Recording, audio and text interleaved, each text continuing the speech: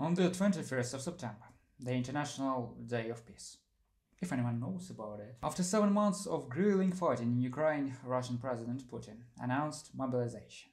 Считаю необходимым поддержать предложение Министерства обороны и Генерального штаба о проведении в Российской Федерации частичной мобилизации.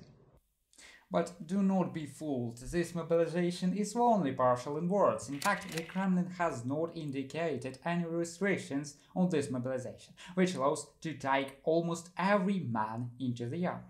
Ukrainian counteroffensive is the reason for Russian mobilization. The reason for this is the breaking of the situation at the front in favor of Ukraine. The Kharkiv counteroffensive is only the tip of the iceberg. Behind such operation is good command and the tactical strategic levels, communication and morale of the units. That is, such maneuvers show that Ukraine has an advantage in combat capability and number of units. To what extent will mobilization help Russia to level these advantages?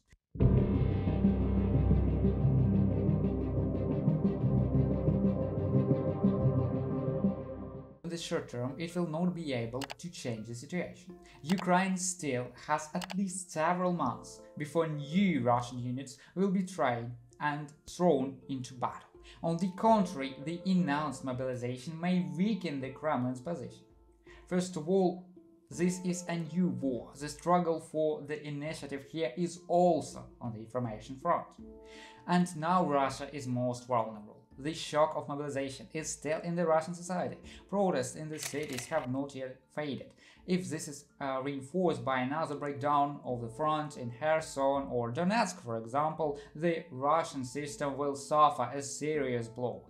Putin is trying to turn the war into a people's war, like USSR once did during the Second World War, but he will not succeed.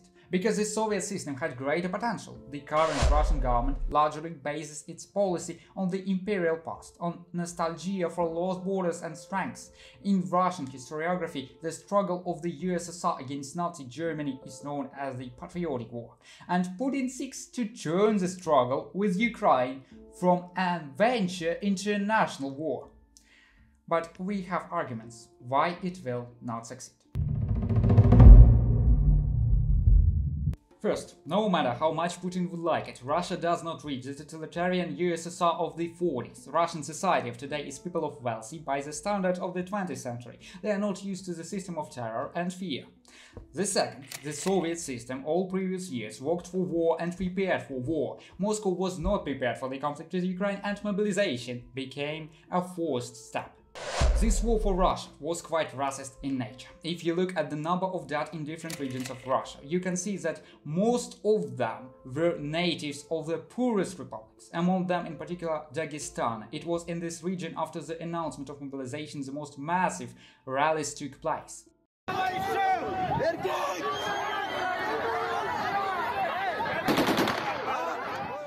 These people have already learned what war is, have already received the bodies of their dead, and in the future it will be the same with the rest of the region. But if everything was so deplorable, the mobilization would not be held. In fact, it can become a weighty argument. As individual units, the mobilized ones will be inferior to the Russian professional units in terms of weapons and morale. However, as part of combat-ready, experienced groups, they are able to prove themselves more efficiently. It should also be noted that a soldier is not only about shooting and sitting in a trench. Mobilization of the Russian Federation can also solve the issue of communications and, for example, replenishment of the occupation contingent. That is, each new mobilized person is an additional effort to liberate the Ukrainian land.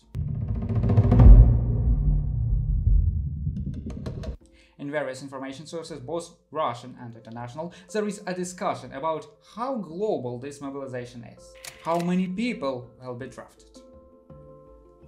And our question is, how many will the Kremlin need? For Putin, people's tolerance of the government is a resource, along with the lives of his own citizens, and he will use them both if he has the opportunity. It's like a scale. On one side is the life of citizens, on the other is the degree of dissatisfaction. It is impossible to mobilize everyone at once, because the regime will collapse. Therefore, it is necessary to balance between these two indicators in order to have enough human resources to stop the Ukrainian offensive. These are terrible words, I understand, and a terrible comparison, but from the outside, it looks like this. In such words, the events at the front were described in particular by one of the occupants who served in the Russian contract army and gave a comment to the Medusa Russian news website. That's how we got to Izium, in the Kharkiv region. I was on the front line for 3 days and I saw again when our artillery hit us. Then the stupid orders started. I have served a lot and I understand when I'm sent to the slaughter. And the man with the big shoulder straps went to fuck right away. I'm not a bargain chip, I'm a soldier of the army, you can't just use me. And he said to me, so you're just meat. You are the third echelon of this battalion. Do you know where the previous two died? And you will die here. And to my team leader he said, send your meat forward. Different ideas group different people around them. Mobilization in Ukraine was first step, a response to an aggressive and unjust war. It united the population in resistance to the aggressor. While mobilization in Russia is the desire of the dictator to maintain his position in a losing war, to plug the holes in the front with human bodies, and to seize extra territory.